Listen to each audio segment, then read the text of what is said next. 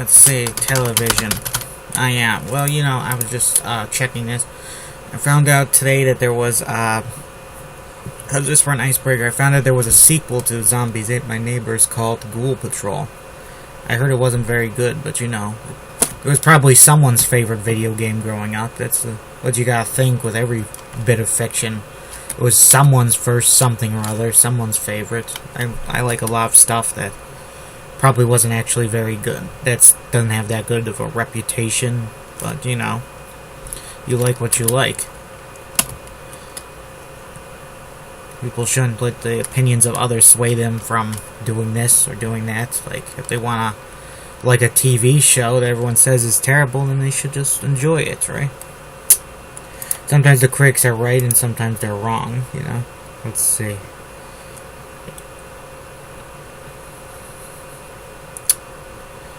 Oh, wait a second, folks. I have the wrong outline. This is for a completely different story. See? Hell and damnation, as they say. Hell and damnation. Good to see you again, Dee said to Schwartz. Schwartz shook his hand. Likewise, Schwartz replied in such a warm way that some might think they were old buddies. Instead, they had just, in reality, they had known each other for about 5 minutes. But in those 5 minutes, they faced what looked like certain death. Their copter at risk of being shot to pieces by terrorists. Liberty Berg. Almost feels like I'm writing a sequel to Liberty Berg.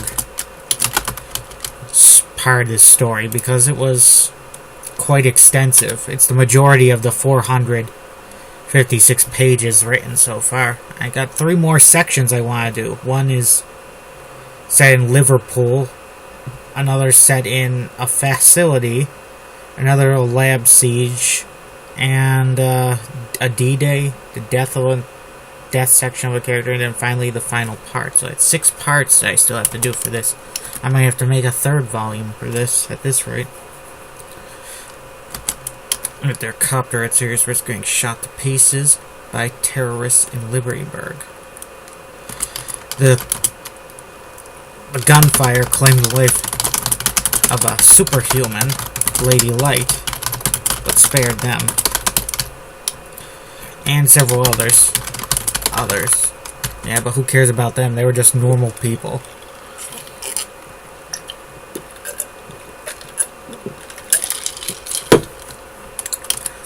I got my case of Diet Pepsi before the storm rolled in, at least.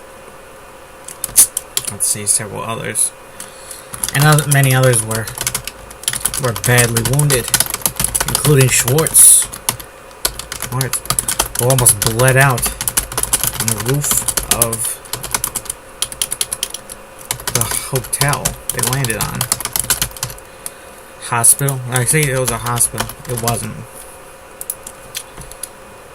Luckily, the medics got to him, patched him up in time. Almost bled out, Schwartz admitted. But I got the help I needed thanks to Mike, who vouched for me.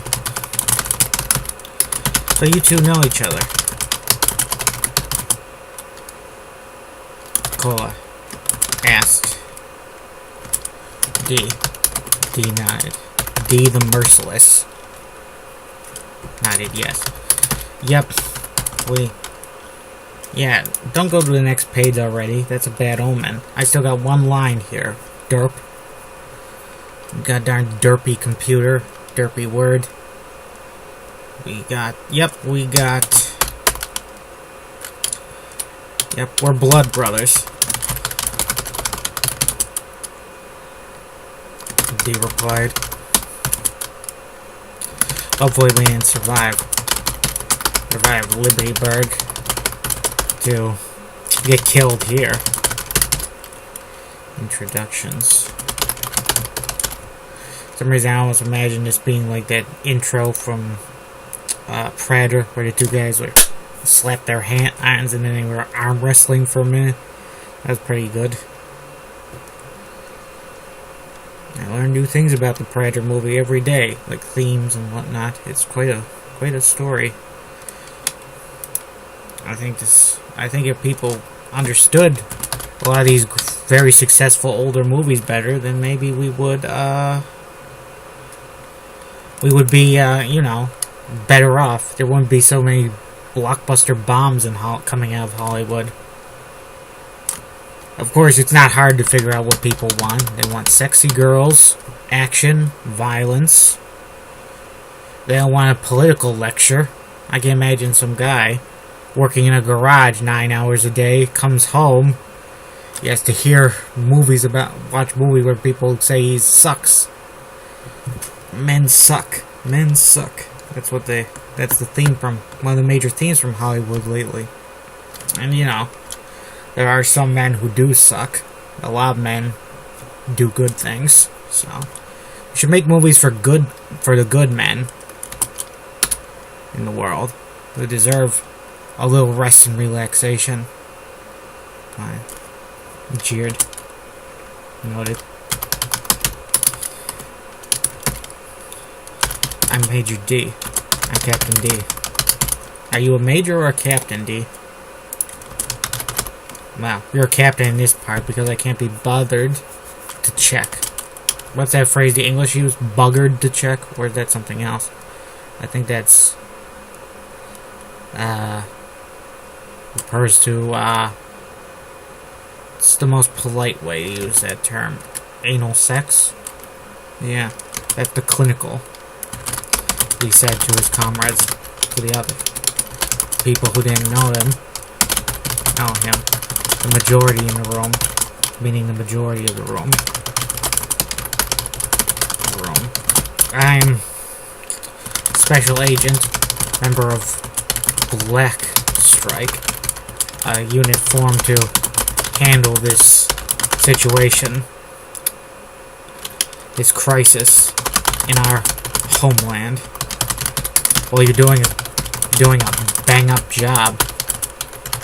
Tega jeered. Things are getting worse.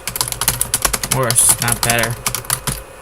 They realized he was probably, as he was, not only being rude, but maybe he was speaking too soon. For all he knew, the last of the terrorists had been outside, off the train. Train had been routed and were arrested and defeated. And this was the last hurrah of the bastards. That was far from the case. That's what Tega didn't know. Or how would anyone on the train? That was actually far from the case. Got any superhumans coming? Emga asked. Barry Jacob, she's Emma. I like the character of Emma. I'm gonna miss her when I move on to the other parts.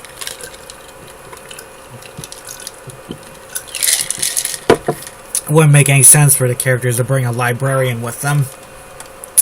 That's why these die-hard kind of stories are so cool. You get to force people who aren't fit for a situation into a situation where they have to risk their lives. The Poseidon Adventure has a bit of that too. I guess any disaster movie also, because usually it's not... Disaster movies are usually about normal civilians. They're not about special forces kind of people or the firemen. Although the Towering Inferno had a lot of focus on the firemen, a lot of whom died in the movie. I don't remember. It seems crazy that... I don't know. I mean, I hear a lot of firefighters die in real life. It just seems... It seems odd that that would happen, like they would get killed in fires. But I guess that's, it's like... I guess I'll stop now. That's just kind of a weird tangent. It's just... I mean, soldiers get killed in wars. Why wouldn't firefighters get killed in fires? It's just a weird way for my brain to think, for some reason. But yeah, that was I think that Towering Inferno was the first movie I saw that had, like, a lot of firefighters getting killed in it. Let's see. Any facts? Any superhumans coming? Did I mention there were superhumans in there?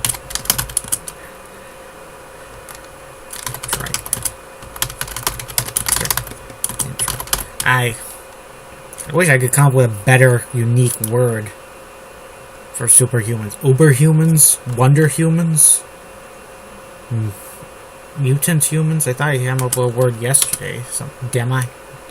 Demi-humans is what you use for, like, lamias, snake people, centaurs, those kind of creatures.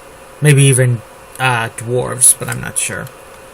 I kind of think of dwarves as like a subspecies of humans. Got any surgeons? We have some on the team, but not here, he replied. They're needed elsewhere. We got a tank man. Tank man somewhere up ahead. Take a note. That's why we haven't advanced. Got nothing but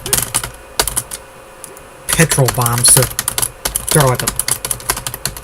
Gotta make sure I don't call him Molotov, because Molotov doesn't exist in this universe.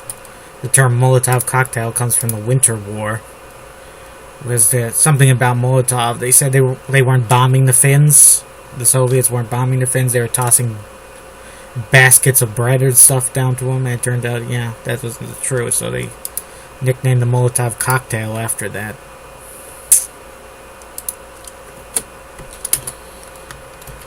That might be enough. You know, you can cook a golem. Tank man alive in his suit. Pleasant image. And just shut it. He's a librarian. Not cut out for this. Tega muttered.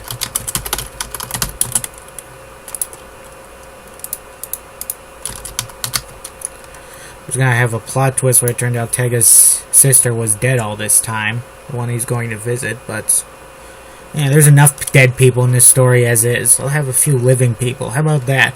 Some living people. That'd be nice. Librarian. Yeah, Amga agreed. / admitted. We gotta keep going. He said. So we gotta do unblock that door and advance the next car. So what's the plan, soldier? Cole asked. We keep advancing, keep moving all the way to the engine. Back, D replied. Backup will be here within 10 minutes. We just got to keep moving. Just keep moving. Okay. T-Monk muttered. It took it took another few minutes. to unblock the door ahead. The dead men were dragged and flopped into seats. The civilians doing the dragging. Quite nervous. They thought a tank man was gonna break right through right after they cleared the way, the door. All I didn't think was going to happen, and it didn't happen. The door opened, and there was nothing in that coupling area beyond, and the door to the next area opened into a passenger train car, this time loaded with civilians. civilians, and no guards. There must have been at least 100 people. At least 50 people. People crammed into the car. Crammed in there. Where are the guards? He demanded. They just left us here. But they left bombs as well. Some old man near the front.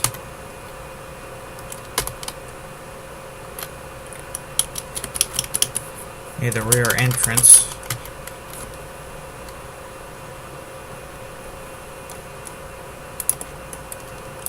Front of the car.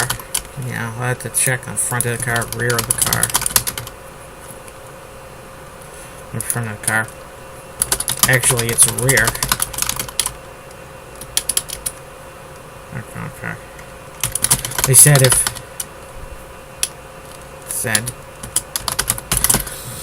if we move, anybody moved from their seats, the bombs would detonate. We saw that plenty of people,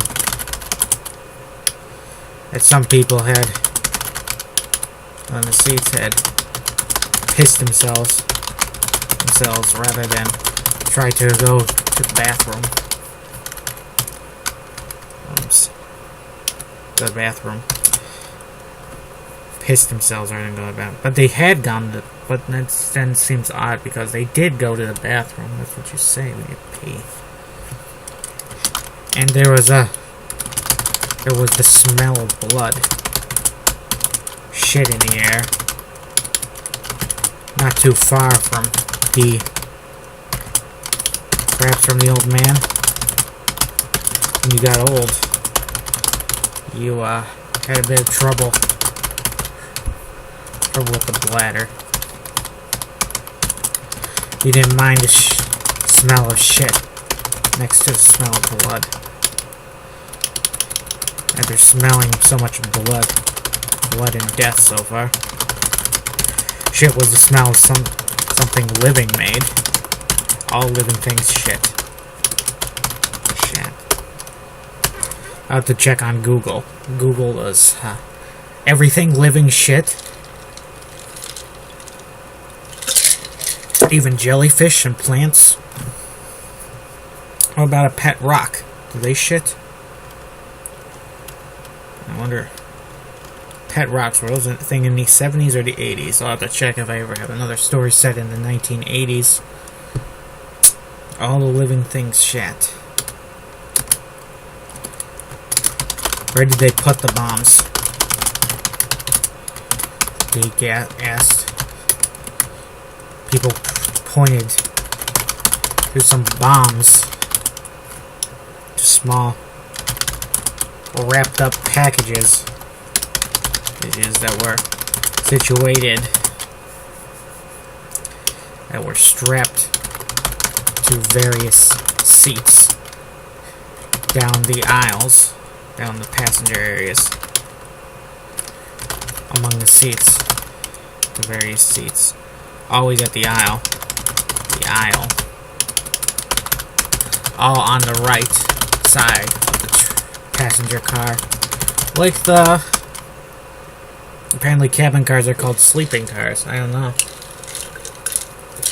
I'm not an expert on train. I'm not an expert on the term for trains. Like the bombers had a particular hatred of anybody sitting on the right side of the train car. The people with the bombs closest to them seemed remarkably relaxed. Perhaps as though they thought they'd somehow survive the bomb going off so close to them. Like they'd be in the eye of the storm. Or maybe they realized that the bomb went off, they'd go instantly vaporized, vampirized. A bomb that turns people into vampires, and that's a cool idea. Well, kind of. I was wondering how come how come vampires don't mass produce? Since everybody they kill apparently turns into a vampire too. Or at least that's what it's supposed to be. I like the movies where the vampires kind of police their reproduction, like they decapitate the people they kill, so they don't become vampires as well. You know, don't want the competition, I guess. Vaporized. That wouldn't feel a thing. People quite far from the bombs would probably get ripped up, but still linger for a time in this world. Agony. D knew of guys, people who had been literally flayed alive by bombs, explosions, and the worst thing, they were still alive for a bit afterwards. When people die in plane crashes, they kind of get dismembered usually, I heard. Like, a real terrible mess. I imagine that's about the same with an explosion. I remember in a lot of shows they don't even show an explosion because because that like implies, yeah, they got blown to bits. But I think that people literally blown to bits. Some parts won't survive unless it's a nuclear blast.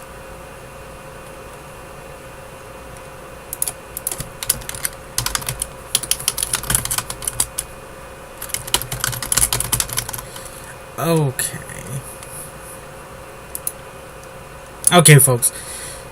I'm rambling here. It's time to go. See you later. Have a nice day. Good luck writing on whatever you're working on.